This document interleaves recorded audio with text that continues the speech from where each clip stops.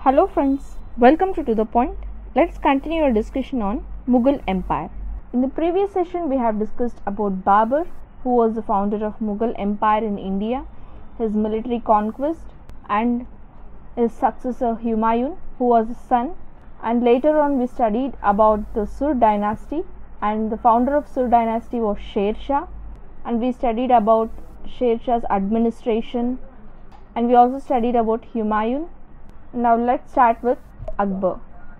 So after Humayun, Akbar ruled Mughal Empire, and Akbar ruled from 1556 to 1605.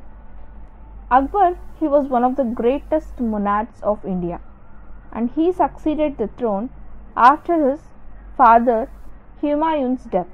But his position was dangerous because Delhi was seized by Afghans, and their commander-in-chief was Hemu, and he was in charge of it.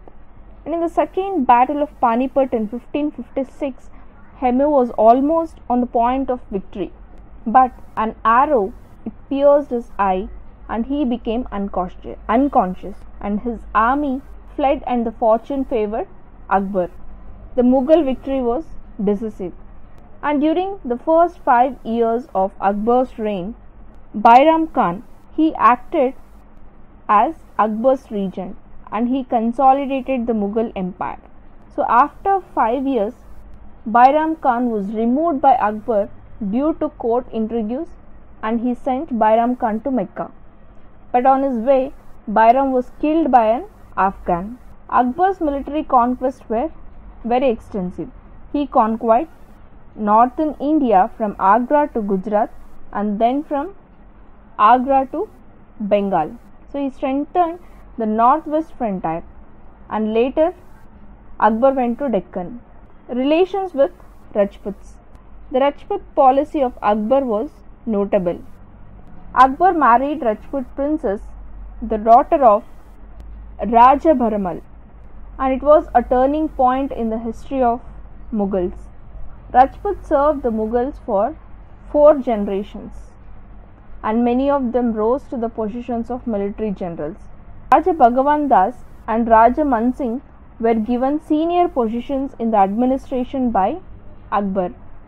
One by one, all Rajput states submitted to Akbar, but the Ranas of Mewar, they continued to defy despite several defeats.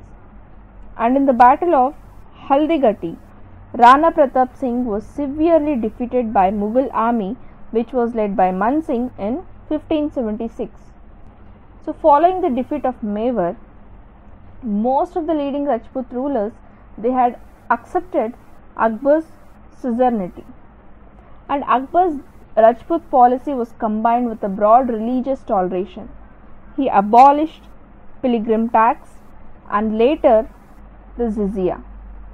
The Rajput policy of Akbar proved to be beneficial to Mughal state as well as to the Rajputs.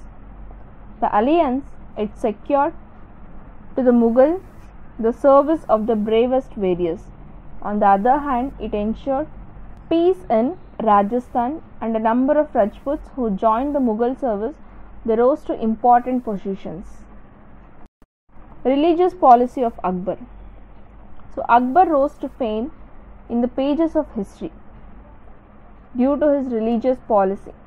Various factors were responsible for his religious ideas, and the most important among his ideas were his early contacts with Sufi saints, the teachings of his tutor Abdul Latif, and his marriage with Rajput women, and his association with intellectual Jains like Shaikh Mubarak, and his 2 illustrious sons Abul Faizi and Abul Fazl, and his ambition to establish an empire in Hindustan. And in the beginning of his life, Akbar was a pure Muslim, and soon after marrying Jodhabai of Amber, he abolished the pilgrim tax, and in 1562 he abolished jizya. He allowed his Hindu wives to worship their own gods, and later he became a skeptical Muslim. And in 1575, Akbar ordered for the construction of Ibadat Khana, which means the house of worship, at his new capital Fatehpur Sikri. And Akbar invited learned scholars from all the religions like Hinduism, Jainism, Christianity and Zoroastrianism. Akbar disliked the interference of the Muslims, ulemas in political matters, and in 1579 he issued the infallibility decree, by which he asserted his religious powers. In 1582 he promulgated a new religion called Din Ilahi or divine faith. So it believes in one God. It contained good points of all religions. Its basis was rational and it upholds no dogma. Din Ilahi, it was aimed at bridging the gulf that separated different religions. However, this new faith it proved to be a failure. It fizzled out after his death. Even during his lifetime, it had only 15 followers, including Birbal. Akbar did not compel anyone to his new faith. Land revenue administration. So Akbar made some experiments in land revenue administration with the help of Raja Todarmal. The land revenue system of Akbar was called Japti or Bandobast system, and it was further improved by Raja Todarmal, and it was known as Dashala system, which was completed in 1580.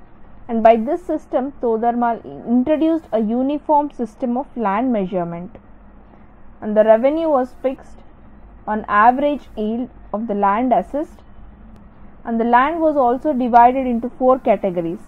Polaj, which means the land which was cultivated every year.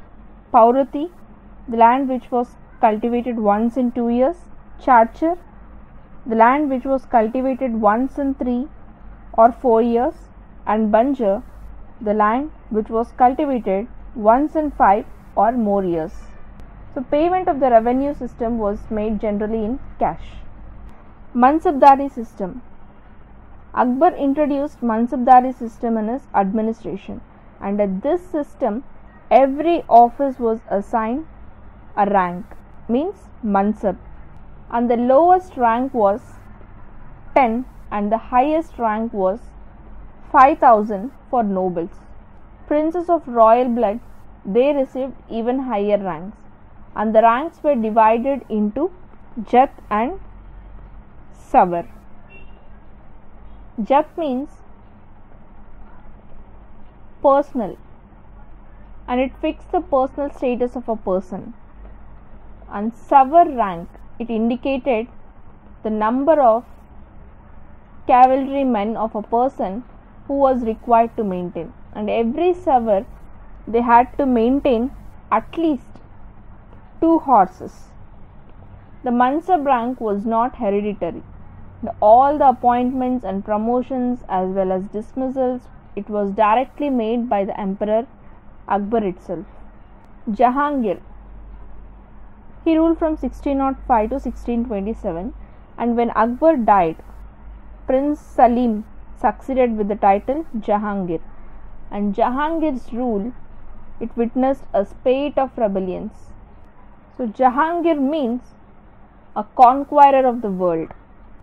Jahangir's son Khusrau, he revolted, but he was defeated and imprisoned, and one of his supporters, Guru Arjun, the 5th Sikh Guru, was beheaded. Noor Jahan, in 1611 Jahangir married Mehrunisa, who was known as Noor Jahan, which means light of the world. Her father Itmadullah given the post of Chief Diwan, and other members of her family also benefited from this alliance. Noor Jahan's elder brother Asif Khan, he was appointed as Khan-e-Zaman. This was a post reserved for nobles. And in 1612, Asif Khan's daughter Arjuman Banu married Jahangir. Arjuman Banu Begum, who was later known as Mumtaz, she married Jahangir's third son, and his name was Khurram, and he was later called as Shah Jahan. It was believed by some historians that Noor Jahan formed a group of junta, and this led to two factions in Mughal court, and this drove Shah Jahan into rebellion against his father in 1622, and he felt that Jahangir was completely under Noor Jahan's influence, and this view is not accepted by some historians. Until Jahangir became weak due to ill health, he only took important political decisions, and it is revealed from his own autobiography. And it is clear that Noor Jahan dominated the royal household, and she set new fashions that is based on Persian traditions, and she encouraged Persian art and architecture in the court. She was a constant companion of Jahangir and even joined him in his hunting. The rise of Shah Jahan was due to his personal ambitions. He rose revolt against his father, who ordered him to go to Kandahar, and this rebellion distracted the activities of the empire for almost 4 years. And after Jahangir's death in 1627, Shah Jahan reached Agra with the support of the nobles and army, and Noor Jahan was given a pension and lived a retired life till her death. Shah Jahan, he ruled from 1627 to 1658. Shah Jahan, he launched a prolonged campaign in the northwest frontier to recover Kandahar and other ancestral lands. The Mughal army lost more than 5,000 lives during the successive invasions between 1639 and 1647. Then Shah Jahan, he realized the futility of his ambitions and he stopped fighting. His Deccan policy was more successful. He defeated the forces of Ahmednagar and he annexed it. Both Bijapur and Golconda signed a treaty with the emperor, and Shah Jahan carved 4 Mughal provinces in Deccan, and they are Khandesh, Berar, Telangana and Daulatabad, and they were put under the control of his son Aurangzeb. So the last years of Shah Jahan's reign, it were clouded by a bitter war of successions among his 4 sons, Dara Shikoh, Shuja, Aurangzeb and Murad Baksh. Towards the end of 1657, Shah Jahan fell ill at Delhi for some time, but he was later recovered, but the princes started fighting for Mughal throne, and Aurangzeb, he emerged victorious in this battle, in this struggle, and he entered the Agra fort after defeating Dhara, and he forced Shah Jahan to surrender. Shah Jahan was confined to the female apartments in Agra fort, and he was strictly put under vigil. But he was not ill-treated. Shah Jahan lived for 8 long years, lovingly nursed by his daughter Jahanara. He died in 1606 and buried beside his wife's grave in Taj Mahal. So this is all about Shah Jahan. In the next session, let's continue our discussion about the successor of Shah Jahan, who is Aurangzeb, and his Deccan policies and religious policies. Thank you.